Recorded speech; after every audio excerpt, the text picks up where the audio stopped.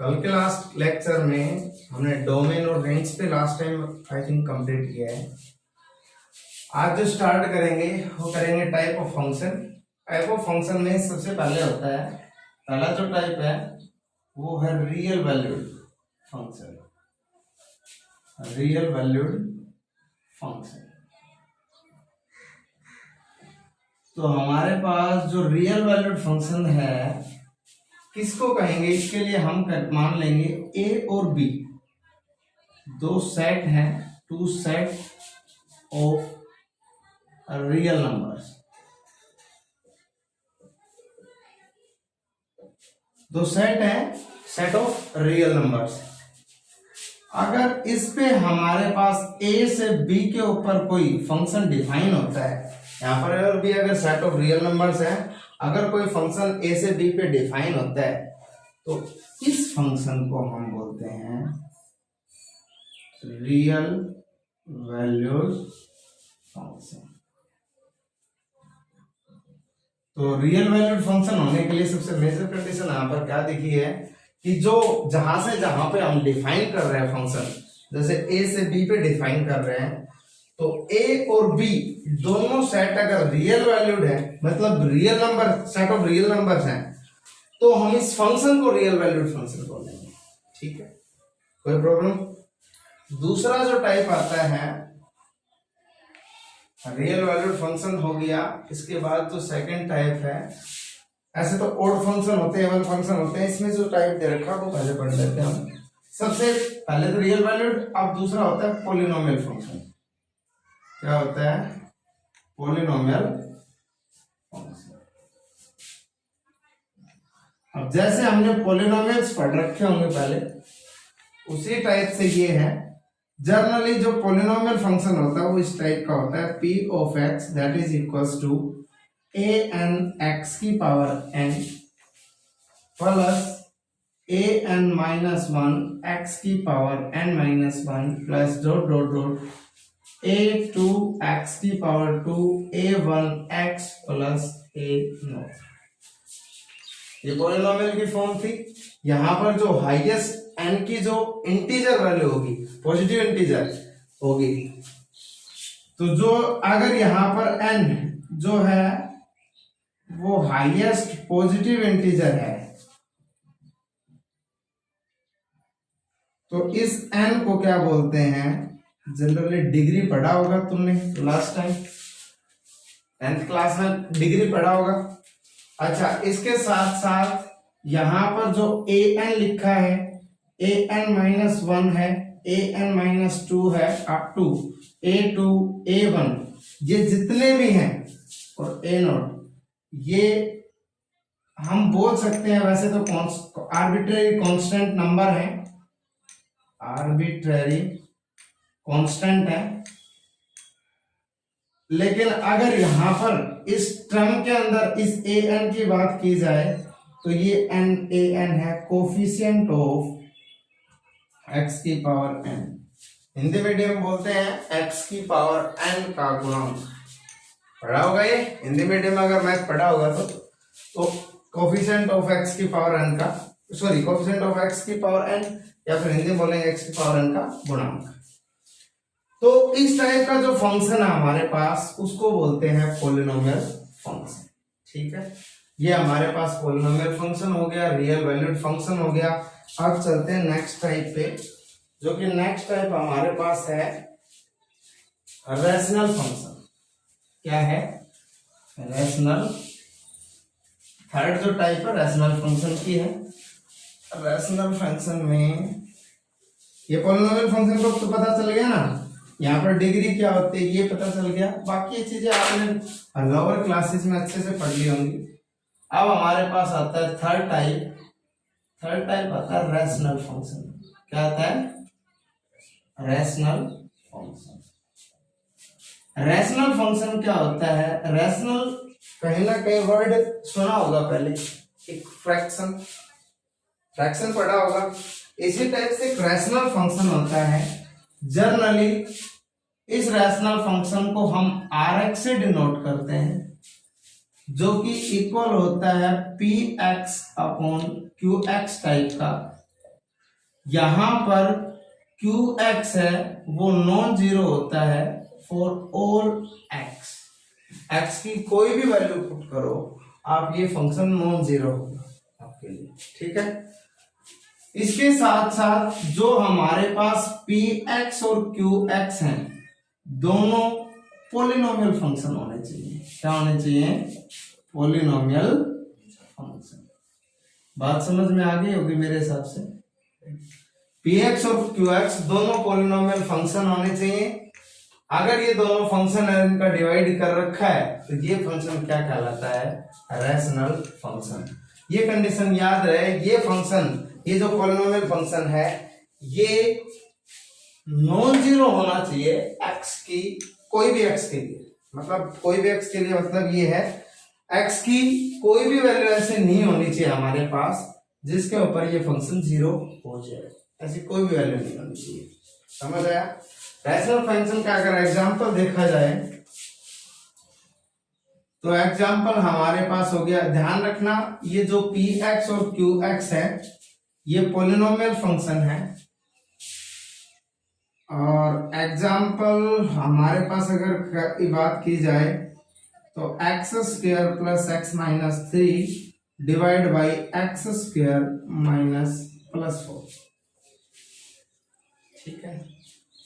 ये function rational function दिख रहा है, दोनों पोलिनोमियल है, PX भी और QX भी पोलिनोमियल है। और ये जो फंक्शन है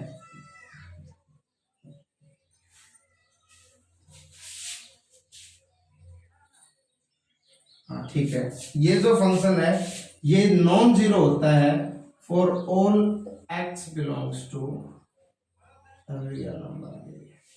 कोई भी रियल नंबर ले लो आप लोग, कोई भी रियल नंबर इसमें पुट करो। ये स्क्वायर क्वांटिटी ऑलवेज पॉजिटिव होती है, पॉजिटिव प्लस इसमें कुछ ऐड हो रहा है तो पॉजिटिव प्लस पॉजिटिव कुछ ऐड हो रहा है तो पॉजिटिव नंबर ही आएगा, जीरो कभी नहीं आएगा।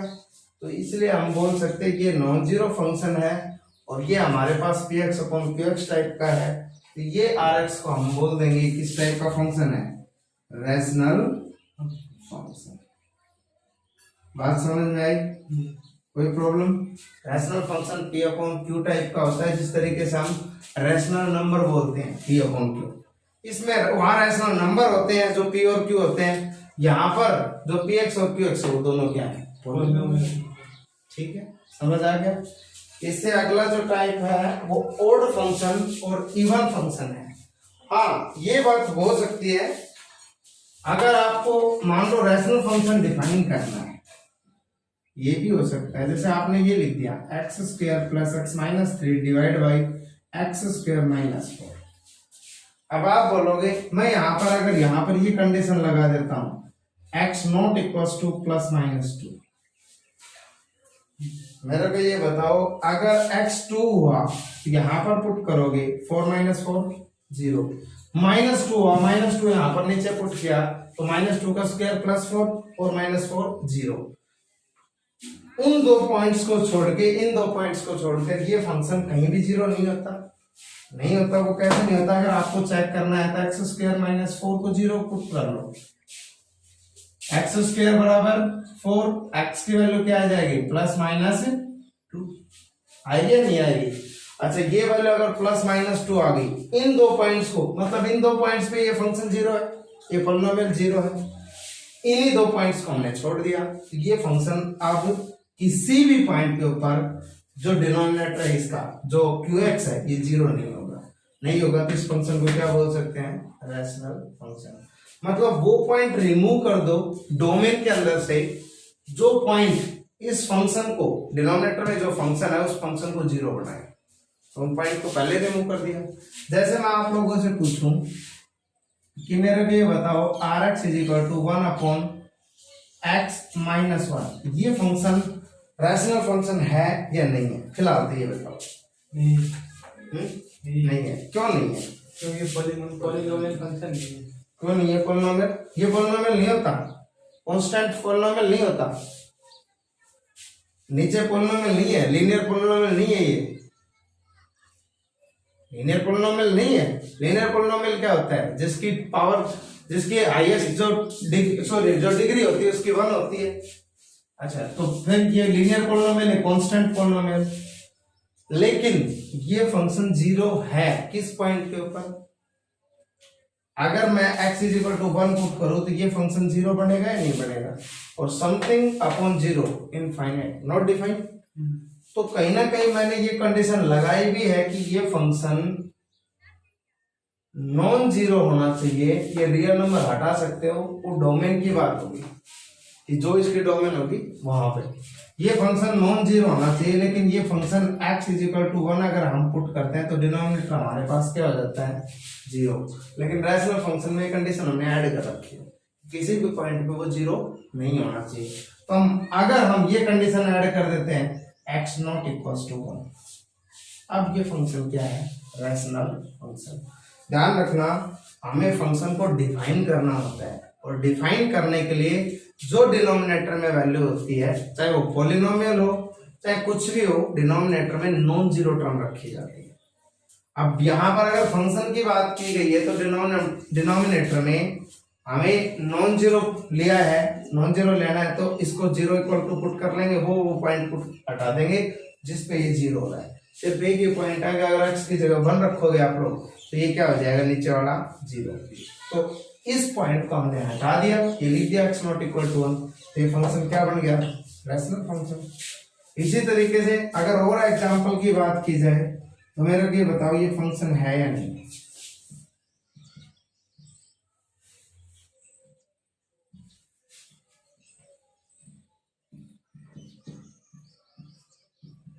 ये फंक्शन है या नहीं है? रैशनल फंक्शन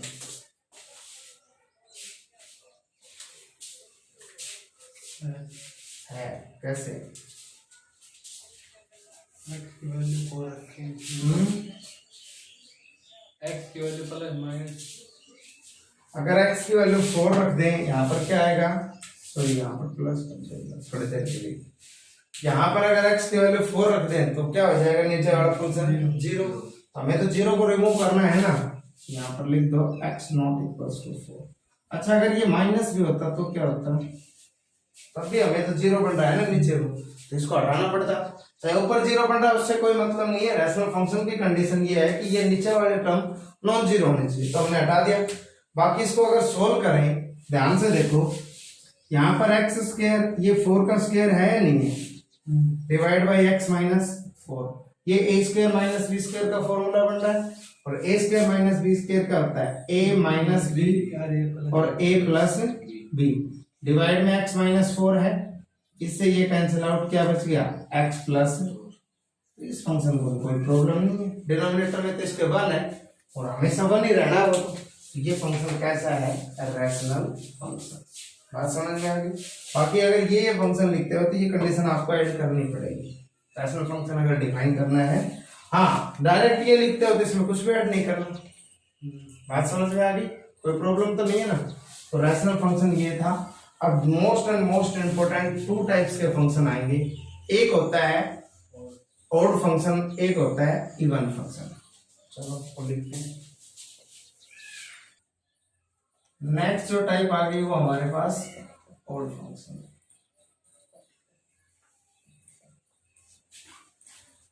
एफ कोई अगर हमारे पास फंक्शन है, एफ एक्स कोई अगर हमारे पास फंक्शन है, इस फंक्शन को हम ऑड फंक्शन या फिर इवन फंक्शन कब कहेंगे? तो एक कंडीशन होती है भाई हमारे पास कि एफ जो एफ ऑफ एक्स दे रखा है उसमें आप एक्स की जगह माइनस एक्स रिप्लेस करो, एक्स की जगह माइनस एक्स रिप्लेस करो। अगर आपके पास माइनस ऑफ एफ एक्स आ जाता है, ये माइनस बाहर आ जाता है, सॉल्व करोगे तब आएगा, ये यहां से बाहर नहीं आता, ये आ जाता है, तो इस फंक्शन को तो बोलते हैं ऑड फंक्शन। क्या बोलते हैं? जो ये प्रॉपर्टी सेटिस्फाई कर दे वो ऑड फंक्शन। यहां पर इवन की भी बात कर रहे हैं साथ साथ, 4 और 5 दोनों टाइप है।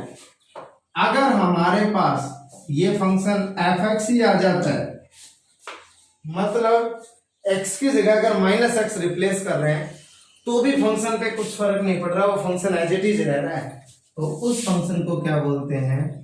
Even function. अब अभी तो कुछ समझ नहीं आया होगा आई थिंक। अब जैसे ही एग्जाम्पल की बात करेंगे तो आप लोगों को ये चीजें समझ आएंगी। एग्जाम्पल की बात करते हैं। अगर मैंने फंक्शन ले लिया x, इजी फंक्शन, सबसे इजी।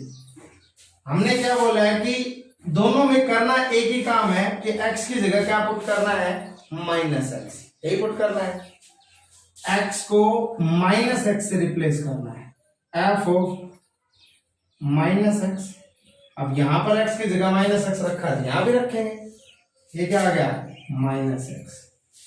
माइनस को मैं एज इट इज रख लेता हूं इसको, और इस x की जगह ये fx रख दो या नहीं रखूं, ये रख दिया। मेरे को ये बताओ f ऑफ -x किसके इक्वल आ गया, माइनस ऑफ fx। पहली कंडीशन ऑड। कौन सा फंक्शन है ये, ऑड फंक्शन है, इवन ऑड फंक्शन। सबसे इजी एग्जांपल लिया है। दूसरा एग्जांपल लेते हैं। एग्जांपल ले लिया f of x is equal to x square plus 4। X square भी ले सकते थे, मैंने एक्स स्क्वायर प्लस 4 लिख दिया। फंक्शन में हमें काम वही करना है सर, x की जगह -x रिप्लेस करेंगे तो यहां पर -x आ गया भाई, और यहां पर -x रखेंगे तो -x का होल स्क्वायर प्लस 4। अब -x का माइनस का स्क्वायर क्या होता है, प्लस x का स्क्वायर, x स्क्वायर प्लस 4। यही फंक्शन ये है तो ये रख सकता हूं f ऑफ x। मेरे को ये बताओ f ऑफ -x किसके इक्वल आ गया, f ऑफ x के, -x f ऑफ x के। फंक्शन कैसा हो गया ये, इवन फंक्शन। हाँ भाई दीपेश समझ आया नहीं, इवन फंक्शन आ गया। अब मेरे को एक छोटी सी कंडीशन आप लोगों से पूछता हूं, ये छोटा सा एग्जांपल दिए दोनों। क्या कोई ऐसा भी फंक्शन हो सकता है जो ना तो इवन हो ना ओड हो सकता है या नहीं हो सकता, बताओ। इन्हीं दो फंक्शन की हेल्प से आप बना सकते हो उसको, दिमाग लगाओ। मेरे को ये बताओ, चलो ठीक है, मैंने ये लिखा f of x that is equal to x plus x square. हमें क्या करना है, x को -x रिप्लेस करना है, तो f ऑफ -x किसके इक्वल आएगा, यहां पर -x प्लस यहां पर -x का होल स्क्वायर। सोल्व करेंगे, ये तो -x एज इट इज, और -x का स्क्वायर का आ जाएगा प्लस का x square, plus x square बनेगा। अब मेरे को ये बताओ, ये फंक्शन इस फंक्शन के इक्वल है भाई, ये तो -x है, यहाँ पर तो प्लस x है, इक्वल नहीं है। और अगर इसमें से मान लो मैं माइनस भी कॉमन ले लूं तो ये x प्लस का हो जाएगा, ये माइनस का होगा, तब भी इक्वल नहीं है ना। तो यह ना तो ये f ऑफ x के इक्वल है और ना ये minus of f of x के इक्वल है, नहीं है। तो ना तो ये इसके इक्वल ना इसके इक्वल, दैट मीन्स ना तो ये ओड फंक्शन ना इवन फंक्शन। तो इस टाइप के फंक्शन को बोलते हैं neither odd nor even function. बात समझ में आई या नहीं आई? तो इस टाइप के फंक्शन ना तो ओड कहलाते हैं ना इवन कहलाते हैं। तो ये जो टाइप थी ओड इवन तक का, कुछ एग्जांपल्स और लिखते हैं, ये समझ आ गया होगा। चलो एग्जांपल लिखते हैं। तो अब जो कुछ इंपॉर्टेंट फंक्शन हमारे पास, सम इंपॉर्टेंट फंक्शंस, तो कुछ इंपॉर्टेंट फंक्शन है। सबसे पहला है आइडेंटिटी फंक्शन। क्या है आइडेंटिटी? ये आइडेंटिटी वर्ड मेरे हिसाब से बहुत बार सुन लिया होगा तुमने। सर रिलेशन भी होता है, रिलेशन भी सुना था ना। तो आइडेंटिटी फंक्शन की बात करते हैं। तो आइडेंटिटी फंक्शन जनरली इस टाइप का होता है, f of x is equal to x type का। मतलब जो इस फंक्शन में इनपुट देंगे वही हमें आउटपुट मिल जाएगी। 1 अगर पुट किया तो वैल्यू भी 1 मिलेगी, 2 पुट किया तो वैल्यू भी 2, 3 पुट किया तो वैल्यू भी 3। जनरली जो डोमेन की बात कर रहे थे हम, किसी भी फंक्शन की डोमेन की अगर डिस्कस करते हैं मान लो तुम्हें डोमेन नहीं दे रखी इस फंक्शन की और आपसे पूछा डोमेन बताओ इसकी, तो डोमेन के अंदर हमें ये देखना होता है जनरली कि फंक्शन किन किन पॉइंट्स पे डिफाइन नहीं है, उन पॉइंट्स को रिमूव कर देते हैं सेट ऑफ रियल नंबर में से। अब डिफाइन कहां नहीं होते फंक्शन, वो हमें ये पता है अगर function px upon qx type का है तो नीचे जो फंक्शन जीरो बन रहा है उस पॉइंट पे डिफाइन नहीं होगा, तो नीचे वाले पॉइंट्स को रिमूव करना पड़ेगा। तो यहां पर तो नीचे क्या है 1 है, तो मतलब ये है इसकी डोमेन में कोई भी पॉइंट आ सकता है, कहीं भी प्रॉब्लम नहीं है इसको। तो इसकी जो डोमेन होती है वो होती है सेट ऑफ रियल नंबर। ठीक है, रियल नंबर कुछ भी पुट करोगे इसको, कहीं भी कुछ भी प्रॉब्लम नहीं है इस फंक्शन में, कोई प्रॉब्लम नहीं है। अच्छा, डोमेन पता चल गया कि सर इसमें रियल नंबर में से कुछ भी पुट करेंगे, अच्छा जो पुट करेंगे वही आउटपुट मिलेगा हमें, तो इस फंक्शन की रेंज क्या हो जाएगी, रेंज क्या होती है, जो हमें आउटपुट मिलती है वही तो बताया गया था। जो f y is equal to f x मान रहे थे, एक्स की वैल्यू पुट करने के बाद जो आउटपुट मिलती है हमें तो वही होती है, तो हम जो इनपुट कर रहे हैं वही आउटपुट मिल रहा है, तो रेंज भी क्या होगी सेट ऑफ। बात समझ में आई तुम्हें? कोडोमेन की कोई खास जरूरत नहीं पड़ेगी आपको, रेंज और डोमेन की जरूरत पड़ेगी आपको। और मेजर इंपॉर्टेंट है वो है डोमेन। डोमेन किस तरीके से पता करें, तो रेंज पता चल गया, डोमेन भी पता चल गया। अच्छा, ये function f of x is equal to x type का है, इसका जनरली अगर ग्राफ की बात की जाए तो हमें अच्छे से पता है sir, put x is equal to 0 put करोगे तो एफ ऑफ 0 क्या आएगा 0, 1 पुट करोगे तो एफ ऑफ 1 क्या आएगा 1, -1 अगर पुट कर दिया आपने तो एफ ऑफ -1 क्या आएगा -1। यही आ रहा है, यहां पर पुट कर रहे हैं, यही आ रहा है ना। अच्छा, यही आ रहा है तो इसका अगर ग्राफ बनाए हम, और ग्राफ हमें अच्छे से बनाना आता है कि ये तो 0 0 पॉइंट है, अब 0 पुट क्या 0 आ रहा है, ये 1 पॉइंट, ये 2, ये 3, ये 4, ये 1, ये 2, ये 3, ये 4, ये 5, 1 पुट किया 1 आएगा, ये आ गया पॉइंट। जब 1 पुट किया है हमने तो 1 आ रहा है ना, तो इसका मतलब ये है ये y की वैल्यू आ रही है, ध्यान रखो। अगर तुम्हें समझ नहीं आ रहा तो ये y मान लो, तो यहाँ से ऑर्डर पेयर 0 0, यहाँ से 1 1 और यहाँ से -1 -1, एक पॉइंट आ गया ना, ये पॉइंट आ गया। अगर 2 पुट करोगे तो 2 आएगा, 3 पुट करोगे तो 3 आएगा, -1 पुट कर रहे हो तो -1, -2 पुट कर रहे हो तो -2। तो कहीं ना कहीं अगर हम इन पॉइंट्स को मिलाएंगे तो फंक्शन का जो ग्राफ एफ ऑफ एक्स का वो ग्राफ कुछ इस टाइप का आ जाएगा। ये हमारे पास F of x is equal to X, या फिर Y is equal to X. समझ में आ गया? और ये जो इंक्लिनेशन यहां से यहां तक का एंगल होता है वो होता है 45 डिग्री का। ठीक है, जनरली बोला गया है कि हम किसी भी पत्थर या किसी बॉल को अगर लॉन्ग डिस्टेंस में फेंकना चाहते हैं तो उसके लिए सबसे अच्छा एंगल माना गया है 45 डिग्री का। अगर आप बॉल को 45 डिग्री पे फेंकोगे, 60 पे, 80 पे और 30 पे, तो सबसे जो ज्यादा दूर जाएगी बॉल वो 45 डिग्री एंगल से जाएगी। सेम फोर्स अगर अप्लाई कर रहे हो, आप एंगल 45 ले रहे हो, किसी में 60 ले रहे हो, किसी में 80 ले रहे हो, किसी में 30 ले रहे हो, फोर्स सेम आपका, तो जो सबसे ज्यादा दूर जाएगी बॉल वो 45 डिग्री एंगल से जाएगी। ठीक है, जनरली ये फिजिक्स का कॉन्सेप्ट है। बाकी ये फंक्शन समझ में है। फंक्शन का ग्राफ अगर मैं पूछूं, आइडेंटिटी फंक्शन का ग्राफ क्या बनाओगे? स्ट्रेट लाइन, इस तरीके से। ये f of x equal to x होता है। डोमेन याद रखनी है, इसकी रेंज भी याद रखनी है। और नहीं याद हो तो इसका मेजरमेंट हमें पता है कि डोमेन में कौन से एलिमेंट आते हैं, रेंज में कौन से आते हैं। रेंज तो आउटपुट होती है, domain most and most important होती है। ये फंक्शन था आइडेंटिटी फंक्शन। दूसरे फंक्शन लिखते हैं, वो फंक्शन होता है कांस्टेंट फंक्शन। दूसरा क्या है, चलो यही लिख देते हैं, क्या है? कांस्टेंट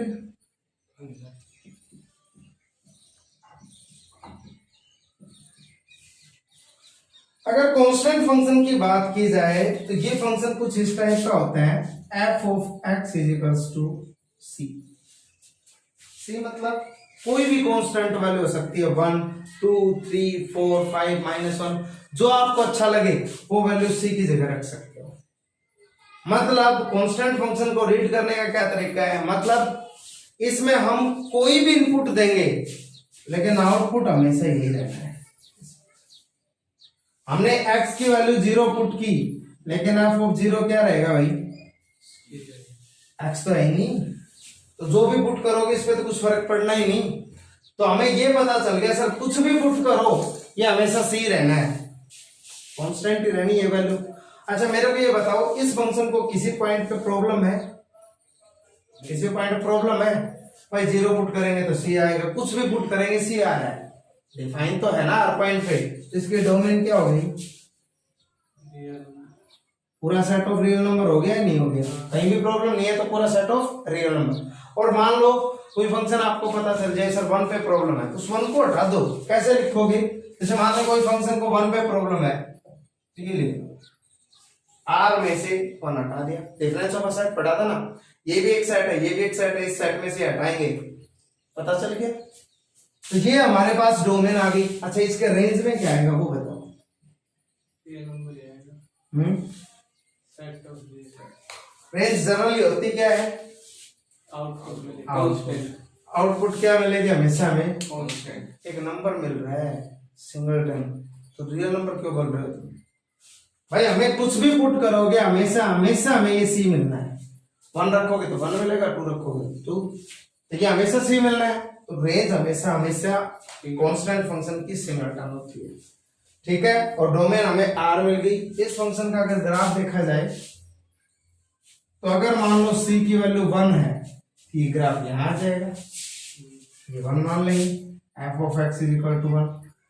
अगर मान लो 0 है तो ये लाइन है ही, F of x is equal to 0, -1 हुआ तो ये लाइन यहां आ जाएगी, F of x is equal to -1।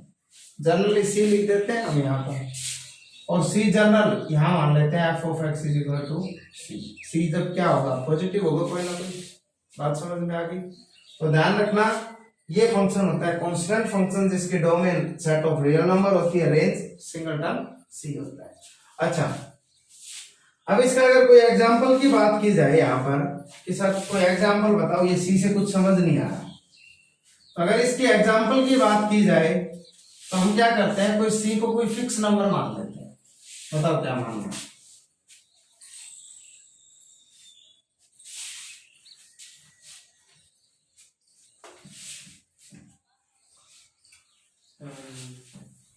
मान लो हमारे पास f of x is equals to 5 है, ठीक है, हमें ये पता है सर इनपुट कुछ भी दो आउटपुट हमेशा क्या रहनी है 5। ये फंक्शन तो कांस्टेंट फंक्शन है, ये तो पता चल गया सर ये कांस्टेंट फंक्शन है,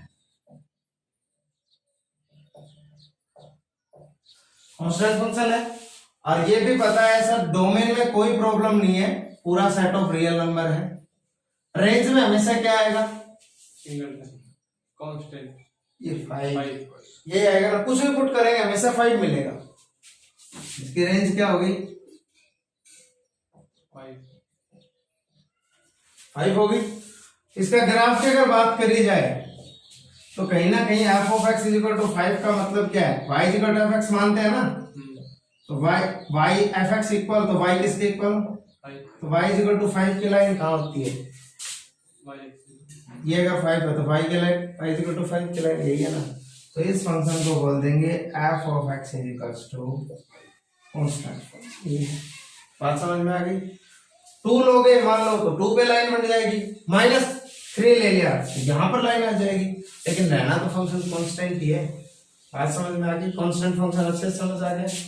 कांस्टेंट फंक्शन के बाद नेक्स्ट जो फंक्शन है वो लीनियर फंक्शन है। तो टाइप हमारे पास है लीनियर फंक्शन। 2 फंक्शन पढ़े अभी तक, कौन कौन से, सबसे पहले आइडेंटिटी फंक्शन, दूसरा कांस्टेंट फंक्शन, तीसरा लीनियर फंक्शन। लीनियर फंक्शन की जो फॉर्म होती है वो जनरली इस टाइप की होती है भाई, ax प्लस b टाइप की, ठीक है। अच्छा मेरे को बताओ इसके डिवाइड में कुछ है इस फंक्शन 1, तो 1 है, तो कहीं भी ये फंक्शन को कोई प्रॉब्लम नहीं है, तो डोमेन क्या होगी set of real number set of real number. Range क्या होगी मेरे को बताओ, कहीं भी प्रॉब्लम नहीं है, जो पुट करेंगे कुछ ना कुछ आउटपुट मिलेगा हमें। अब आप लोग कहोगे सर ये रेंज भी इसकी सेट ऑफ रियल नंबर होती है। अब ये कहोगे सर ये बताओ 5 कब देगा ये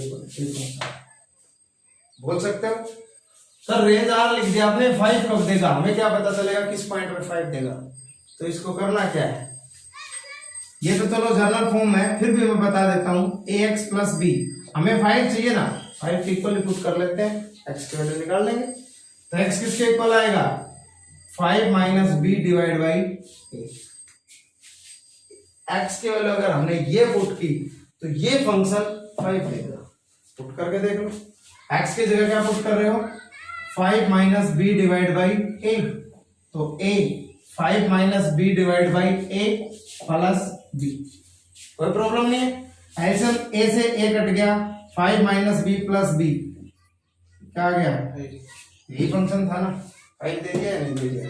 तो ये निकालने का तरीका है कि भाई सर आपने रेंज आर निकाल ली, सेट ऑफ रियल नंबर बता रहे हो 5 कब देगा, ये बोल सकते हैं -1 कब देगा, इसको -1 के इक्वल x की वैल्यू निकालो, तो x की वैल्यू इस फंक्शन में पुट करोगे तो -1 ही देगा। बात समझ में आई। तो ये होती है डोमेन, ये होती है रेंज। लीनियर फंक्शन का जो ग्राफ होता है वो जिस तरीके से हमने वो ग्राफ पढ़ाया अभी आइडेंटिटी फंक्शन का सिमिलर काइंड का होता है वो भी, लेकिन बता देते हैं।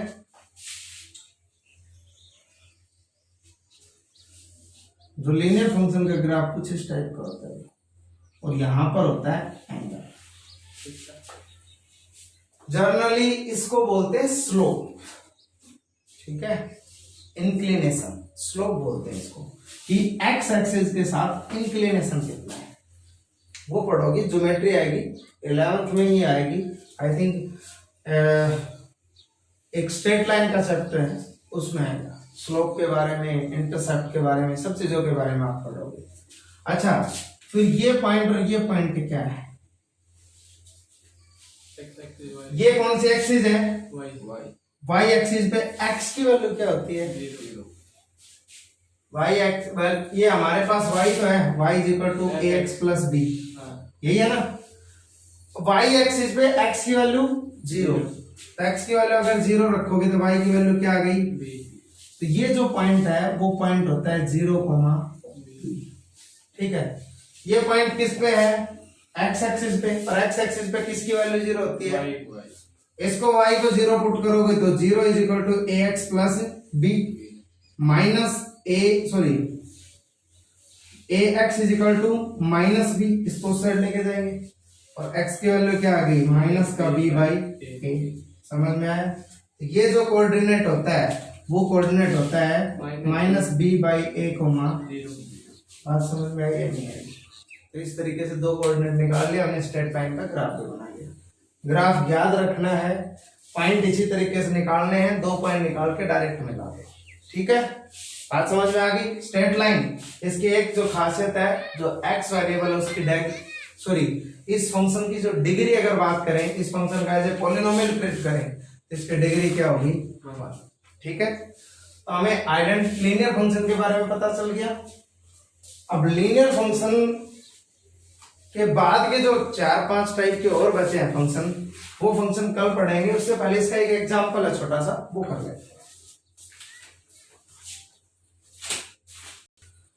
क्वेश्चन क्या है हमारे पास, ये एक्सरसाइज का question number 6, let f is this be a linear function. अभी भी लीनियर फंक्शन के बारे में पढ़ा है।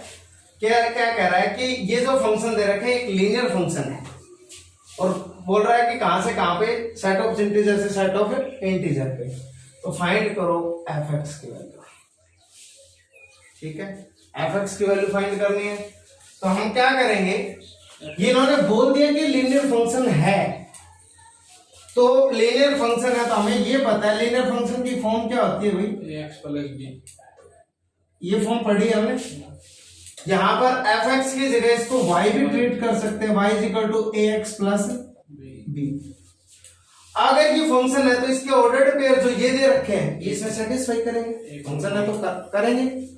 तो यहां पर अगर 1, 1 मतलब x की वैल्यू 1, y की वैल्यू 1 पुट कर दे इसमें, तो x की वैल्यू y की वैल्यू 1 और x की वैल्यू 1, इक्वेशन इसको मान सकते हैं। इसी तरीके से ये भी सेटिस्फाई करेगा, करेगा या नहीं करेगा? इसकी बजाय इसको कर लेते हैं ताकि इजी हो जाएगा अपना काम। तो अगर ये भी सेटिस्फाई करेगा 0, -1, तो x की वैल्यू तो क्या है 0 और y की वैल्यू -1। ठीक है भाई, x की वैल्यू 0 है, यहाँ पर 0 पुट करोगे 0 आ जाएगा, b का b, y की जगह क्या है -1 ये रखो। ये कितने इक्वेशन आ गए भाई? सोल्व कर सकते हैं इनको? सोल्व करेंगे तो मेरे को ये बताओ, b की वैल्यू तो हमें साफ साफ दिख गई, क्या है -1। ठीक है, इस -1 को अगर यहां पर पुट करें तो 1 इज इक्वल्स टू a -1, -1 को इस साइड लेके आएंगे तो a की वैल्यू क्या आएगी? आगे या नहीं आगे? a की वैल्यू 2, b की वैल्यू -1, दोनों इस जनरल फॉर्म में पुट कर दे। जैसे ही पुट करेंगे तो हमारे पास fx क्या आ जाएगा? a की वैल्यू क्या है भाई 2, x का x, b की वैल्यू क्या है -1। ये हमारे पास क्या आ गया? Linear function. समझ में आया? अच्छा, अगर ये लीनियर फंक्शन है, इन्होंने बोल रखा था तो ये पॉइंट भी 101% ये सेटिस्फाई करेंगे इस पॉइंट को, क्योंकि ये फंक्शन यहीं से हमने कंस्ट्रक्ट किया है। इनके 2 पॉइंट उठाए, बाकी 2 पॉइंट भी इसको सेटिस्फाई करने चाहिए अगर ये लीनियर फंक्शन है तो। ठीक है, बाकी ये हमारे पास तरीका है, अगर आपको कोई फंक्शन बोले तो फंक्शन की जनरल फॉर्म लिखो, जो ऑर्डर पेयर दे रखे उसके अंदर पुट करो, कांस्टेंट की वैल्यू निकालो और वापस इसी में पुट कर दो। ये हमारे पास प्रोसेस है किसी फंक्शन को निकालने का, लीनियर हो, आपको बोल दे क्वाड्रेटिक फंक्शन। ठीक है, समझ में आया? कोई प्रॉब्लम? तो जो कुछ फंक्शन बच गए वो कल पढ़ेंगे। फंक्शन की डोमेन रेंज साथ साथ पढ़ रहे हैं, प्लस कल डोमेन और रेंज से रिलेटेड कुछ एग्जांपल्स भी करेंगे। आज के लिए इतना ही काफी है। Thank you so much.